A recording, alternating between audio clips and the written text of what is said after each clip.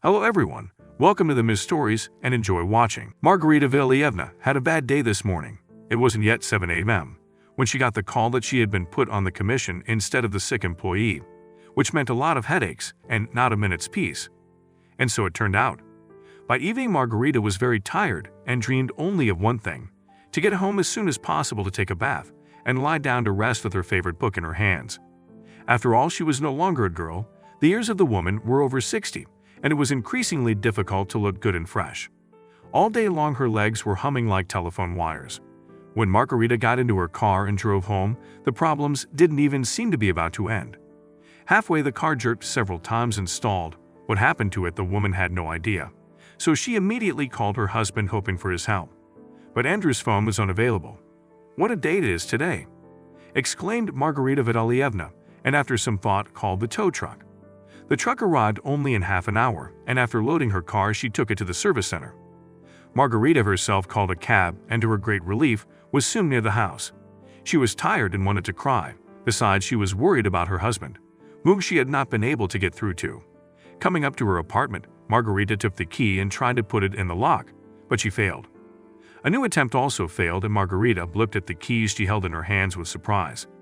Maybe she was confused about something, but no, it was the same keychain with the house keychain that the woman had been using for many years. "I don't understand anything," Margarita said. And she was just getting in to ring the doorbell when the neighboring door opened, and Veronica Arkadievna, Margarita's neighbor, came out into the stairwell. She said hello and looked at the bewildered woman curiously. "Did something happen, Ritula?" "Yes, Arkadievna," Margarita nodded at the door. "There's something wrong with the lock. The key doesn't fit for some reason." "How can they fit if you changed the locks this morning? Have you forgotten?" "What do you mean you changed the locks? Who did?" Margarita was surprised, staring at her neighbor with bewilderment. "Andrew called the master. I just came home from the store, and he was working at the door. Andrew then went out to pay, and there was a woman with him. I also thought that they came to visit you." Margarita felt her head spinning. She turned to the door of her apartment and started ringing, knocking for her husband. He didn't open for a long time. However, Margarita persisted, and the door finally opened. But on the threshold stood not Andrew, but a young, beautiful woman not familiar to Margarita, blonde and blue-eyed. "What do you want?" she exclaimed, looking at Margarita. The woman was taken aback by such impudence and did not immediately know what to answer. "Actually, I live here," the woman answered at last. "But would you care to explain who you are and what you are doing in my apartment? After all, where is my husband?" "You don't have a husband anymore," said the blonde, and continued to behave rudely. "Andrew is mine, and I'm not giving him up to anyone, mind you. I'm expecting a baby with him, and I need all the conditions to carry the baby well. You're an old woman and couldn't give him a son, and I can and will live here now. That's what Andrew and I decided."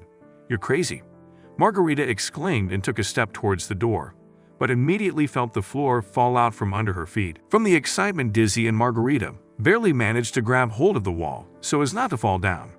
Now she understood why Andrew was behaving strangely lately. He was very cold and constantly flew in his thoughts. Then began to behave fawningly, trying to please her in everything, and he began to talk about what would happen if something happened to him. "Andrew, what can happen to you?" Margarita laughed then. "You're 10 years younger than me. Look at yourself in the mirror. What do you have, my handsome? You don't even look your age." It was true. Andrew had always been able to look after himself, and of course he was used to women's attention, but he chose her, Margarita. Of course, the age difference embarrassed her, but then she gave up all prejudices and plunged into a new relationship, forgetting about everything, and was happy. Though no one of her friends believed in sincerity of Andrew's feelings, but in spite of everything they had lived together for almost 8 years. And now everything was ruined by this young, cheeky girl who had so brazenly barged into their life. "Get Andrew now," Margarita spoke excitedly.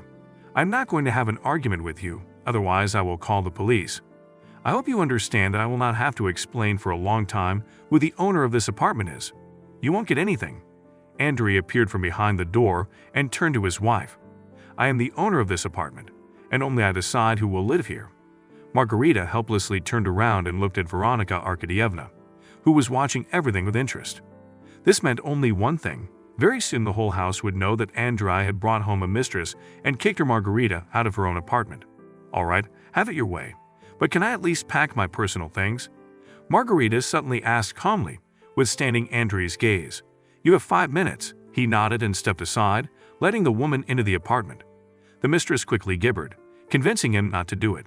But Margarita had already gone into the room and tiredly sank down on the sofa, stretching her legs with pleasure. Then she called someone and asked him to come and help her move her things. "I don't understand. Why are you sitting here, you old bag?" exclaimed the blonde, entering the living room. "Get your stuff and get out of here." "Not before you hear me out," Margaret grinned. "Yes, what do we have to listen to you for?" the maiden exclaimed. "Andre and I love each other, and as I said, we are going to have a baby. I hope it is clear that you are not needed here. Andrew, why are you silent?" "Larissa, don't worry. Now we will figure it all out," he began, but Margarita interrupted him. "Really, Andrew?" She turned to her husband. "Tell your beloved how I took you, how I brought you into the world, and how you repaid me for it." "None of this. I am not interested," Larissa exclaimed. "Yes, and it might interest you to know that Andre has a whole bouquet of diseases, that he needs serious care, and I have been taking care of him all these years like a babysitter or a mother, cooking diet food so that his gastritis doesn't worsen. I didn't forget to buy and give him various vitamin complexes because his eyesight was going down. What else does he need? Fresh shirts every day, for example." "So what?" laughed Larissa. "By the way, Andre is a world-class doctor of science and academician. With his salary can not only hire a housekeeper, but constantly go abroad for treatment and holidays. You would like to be his nanny, and I will be his wife, smart and attractive. Believe me, dear, I'm very good at it. And you're an old woman, and you'll still be one, even in your expensive clothes. Anyway, you've had enough. You've had a good life, and that's enough. Now it's my time."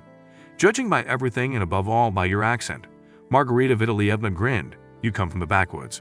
"Yes? So? Aren't there people living in the countryside?" "Of course they do, but that's not what I mean.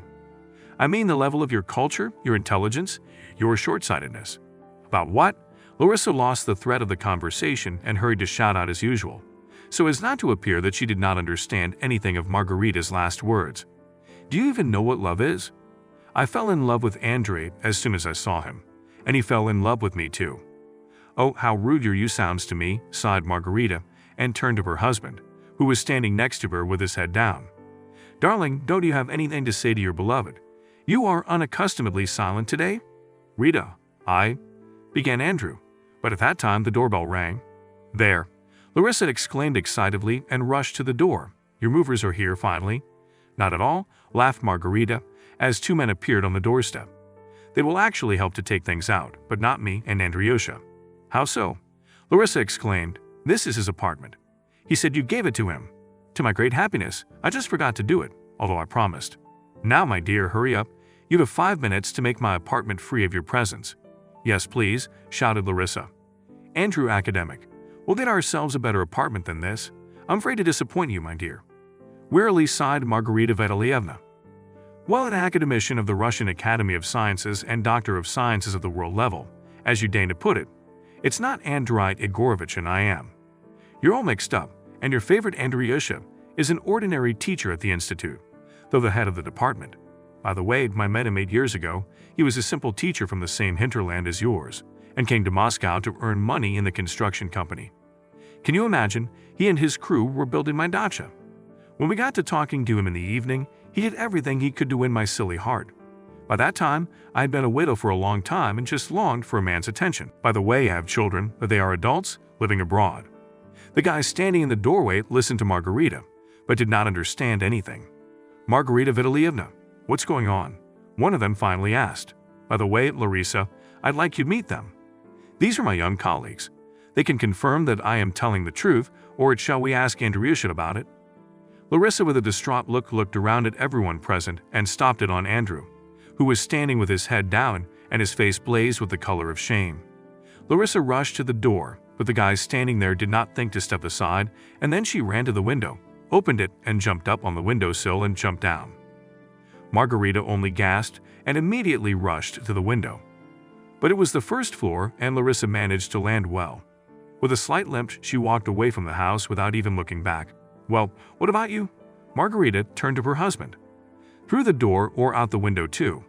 Go and catch up with your beloved, especially since you are going to have a baby." Andre left the apartment without raising his head. Margarita apologized to her young colleagues, one of whom incidentally was her godson, for having to witness the scandal. Then she asked them to help collect Andre's things and put them out of the apartment. And only when she was left alone did she cry bitterly, hopelessly, thinking that she had done a real foolish thing when she decided to become Andre's wife.